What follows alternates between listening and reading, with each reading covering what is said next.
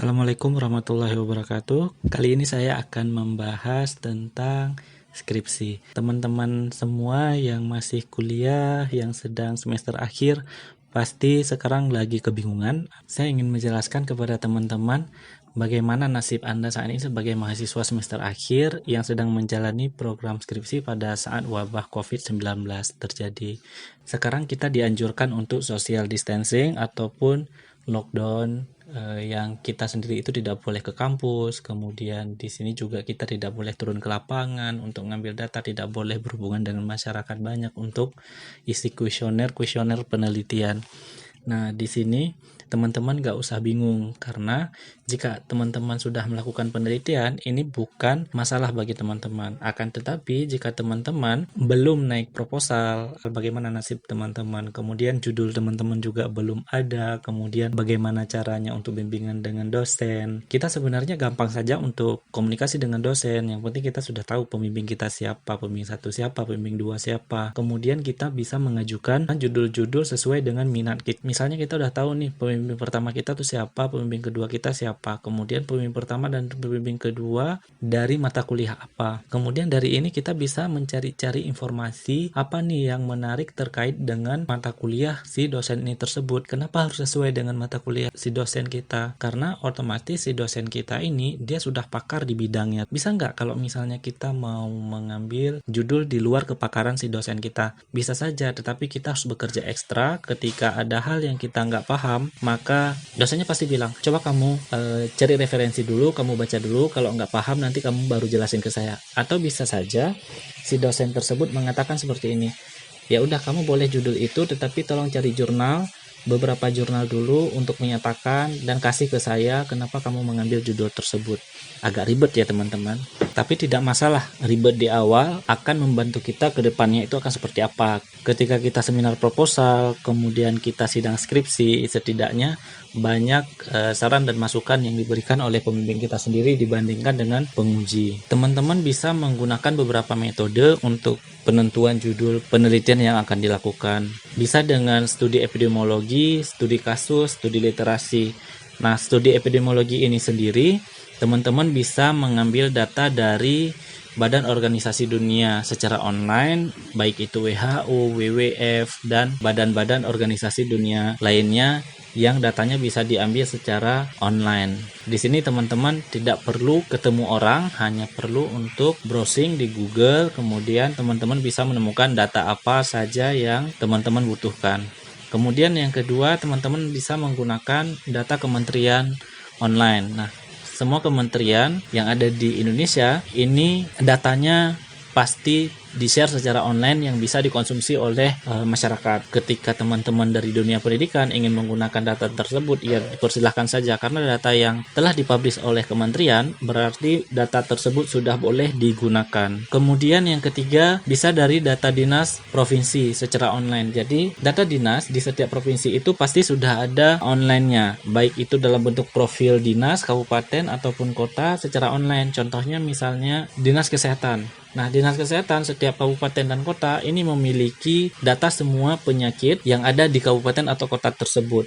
Nah, jika kita melihat data provinsi dan data kabupaten, ini bedanya apa? Data dari dinas provinsi, mereka menyatakan secara provinsi keseluruhan dan hanya sedikit menjelaskan data per kabupaten kota. Saya sarankan teman-teman menggunakan data dari profil dinas kabupaten atau kota, karena data dari mereka itu lebih valid dibandingkan data dari dinas provinsi yang terkadang sudah dipresentasikan dalam bentuk angka persentase, bukan dalam bentuk jumlah yang sesungguhnya. Kemudian data dari Badan Pusat Statistik Negara juga bisa digunakan, dan data ini bisa diambil secara online. Silahkan saja teman-teman mencari di Google untuk data statistik bagian apa, karena semua data dari negara itu berpusat kepada statistik, baik itu data kematian, kelahiran, kemudian angka kesakitan juga ada di data statistik. Selanjutnya, studi kasus. Teman-teman juga bisa menggunakan data studi kasus. Contohnya, data dari rumah sakit, ini bisa teman-teman gunakan seperti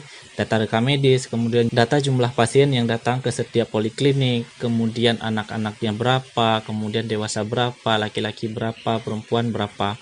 Jadi semuanya terdata di data rumah sakit. Tentunya data orang yang visit ataupun berobat ke rumah sakit. Kemudian data puskesmas. Nah, data puskesmas ini juga bisa didapatkan dari profil kesehatan kabupaten ataupun kota. Jika teman-teman ingin mendapatkan data puskesmas, jadi tentukan dulu teman-teman mau ngambil di puskesmas mana, kemudian baru cari tahu, oh ternyata puskesmas yang kita carikan itu ada di kota atau kabupaten A. Jadi kita mencarikan data profil kesehatan secara online, lalu kita bisa mencari puskesmas yang akan kita gunakan. Jadi tidak perlu teman-teman harus ke puskesmas untuk mencari data atau apapun. Nah, karena kita lagi social distancing, sudah pasti kita tidak boleh ke rumah sakit ataupun puskesmas, poliklinik, dan sejenisnya. Karena memang kita diharuskan untuk tidak berkumpul pada keramaian. Kemudian, data bidan juga bisa digunakan untuk melihat data kematian, angka kelahiran, kemudian kematian ibu, status gizi juga bisa digunakan dari data bidan, yakni data dari Posyandu. Mungkin ini tidak ada secara online, mungkin kita bisa menghubungi bidan di daerah tertentu dengan memintakan soft copy dari data-data yang bisa untuk dipublish. 3. Studi literasi. Studi literasi ini ataupun literatur review ini merupakan analisa berupa kritikan, baik itu yang baik ataupun yang tidak baik, dari penelitian atau topik penelitian yang pernah dilakukan oleh orang lain atau peneliti sebelumnya sesuai dari keilmuan mereka. Mengapa kita harus melakukan literatur review ataupun studi literasi? Literatur review akan membentuk sebuah kerangka teoritis untuk topik atau bidang penelitian yang akan kita lakukan. Di sini juga kita bisa mengambil topik mereka apa, kemudian kita carikan kesamaan dari teori-teori ataupun hasil penelitian yang telah dilakukan oleh orang lain. Kemudian untuk menjelaskan definisi, kata kunci, dan terminologi dari penelitian yang akan kita lakukan. Selanjutnya, menentukan studi model, studi kasus yang mendukung topik penelitian. Yang keempat, menentukan lingkup penelitian. Nah, ini menunjukkan bahwa penulis memahami area penelitian dan mengetahui isu-isu utama penelitian, serta peneliti memiliki kompetensi, kemampuan, dan latar belakang yang pas dengan penelitiannya. Kemudian menunjukkan kesinambungan dengan penelitian terdahulu dan bagaimana kaitannya dengan penelitian saat ini. Kemudian mengintegrasikan dan menyimpulkan hal-hal yang diketahui dalam area penelitian tersebut. Ini kita integrasikan dan menyimpulkan hal-hal yang diketahui dalam area penelitian tersebut. Ini kita integrasikan, kemudian kita menyimpulkan. Nah, belajar dari orang lain dan menstimulasi ide-ide baru, ini merupakan literatur review yang bisa kita lakukan. Nah, kemudian langkah apa saja sebenarnya yang bisa dilakukan dalam studi literatur ataupun literatur review? Nah, ada beberapa langkah yang bisa dilakukan. Yang pertama, formulasi permasalahan. Nah, formulasi permasalahan ini kita memilih topik yang sesuai dengan isu dan minat kita. Kemudian permasalahan harus ditulis secara lengkap dan tepat. Jadi permasalahannya harus jelas benang merahnya untuk dapat kita arahkan diri kita mau penelitian ataupun formulasi permasalahan yang seperti apa yang ingin kita pecahkan. Kemudian langkah kedua, mencari literatur. Cari literatur yang relevan dengan penelitian, kemudian dapatkan gambaran ataupun overview topik penelitian. Nah, sumber-sumber penelitian sangat membantu bila didukung pengetahuan topik yang dikaji. Jadi setiap topik yang ingin kita kaji ini terlebih dahulu kita membaca dulu ataupun browsing dulu lebih jauh sampai ke mana biar teman-teman lebih bisa memahami. Kemudian sumber-sumber yang kalian dapat tersebut berikan gambaran atau ringkasan, diberikan gambaran kemudian diringkas. Ini dari penelitian sebelumnya. Jadi kalau misalnya menemukan satu jurnal, kemudian jurnal itu kalian ringkas, dari ringkasan ini bisa menjadi tulisan kalian. Kemudian langkah ketiga, evaluasi data. Lihatlah kontribusi apa saja terhadap topik yang akan dibahas. Jadi kontribusi apa saja sih yang penting untuk topik yang akan kalian bahas. Kemudian cari dan temukan sumber data yang tepat sesuai kebutuhan guna mendukung penelitian. Jadi carikan sumber-sumber dari data-data yang bisa diakses secara online. Data bisa berupa data kualitatif, kemudian data kuantitatif, maupun data yang berasal dari kombinasi antara data kuantitatif dan kualitatif. Kemudian langkah keempat, analisis dan interpretasikan. Ini diskusikan dan temukan sertifikat literatur. Mereka menggunakan metode analisis data yang seperti apa. Sebenarnya tidak susah untuk mencari analisis dan interpretasi dari sumber-sumber ataupun jurnal-jurnal yang kita bacakan. Karena pada setiap jurnal itu ada metodenya. Nah, dari metode mereka nanti kalian kumpulkan dari 1 jurnal, 2 jurnal, 3 jurnal, kalian lihat perbedaan ketiga jurnal tersebut apa, metodenya apa yang berbeda. Jika ada yang sama, kalian ambil hal yang samanya saja, kemudian yang berbeda itu coba dikesampingkan dulu. Kalian ambil satu metode yang bisa digunakan dengan topik yang kalian pilih. Bagaimana melakukan teknik review literatur? Sebenarnya teknik review literatur ini bisa dilakukan dengan beberapa cara. Yang pertama, cari kesamaannya atau compare. Yang kedua, kalian bisa mencari ketidaksamaannya atau kontrasnya itu seperti apa. Yang ketiga, berikan pandangan terhadap literatur yang kalian pilih. Selanjutnya bandingkan.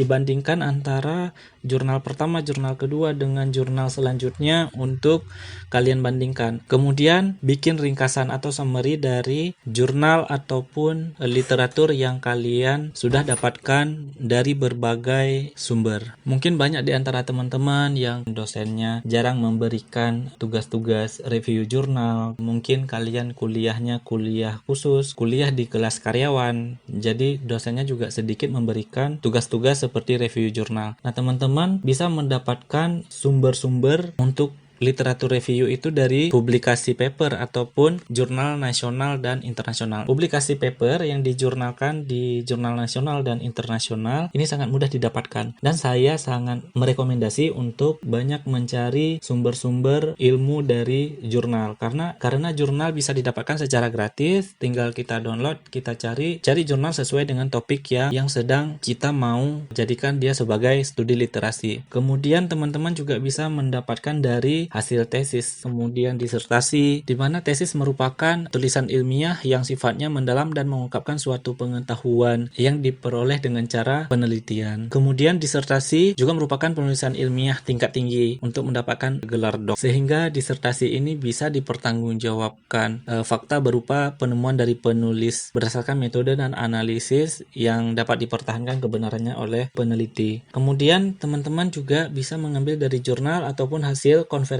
ataupun majalah ataupun pamflet ataupun clipping. Jurnal biasanya digunakan sebagai bahan sitiran ataupun sitasi utama dalam penelitian karena jurnal memuat suatu informasi baru yang bersifat spesifikasi dan terfokus pada pemecahan masalah suatu topik penelitian. Nah, kemudian majalah, pamflet, dan clipping merupakan sumber publikasi yang biasanya berupa teori, penemuan baru maupun berupa materi-materi yang sedang populer dibicarakan dan diteliti oleh banyak orang.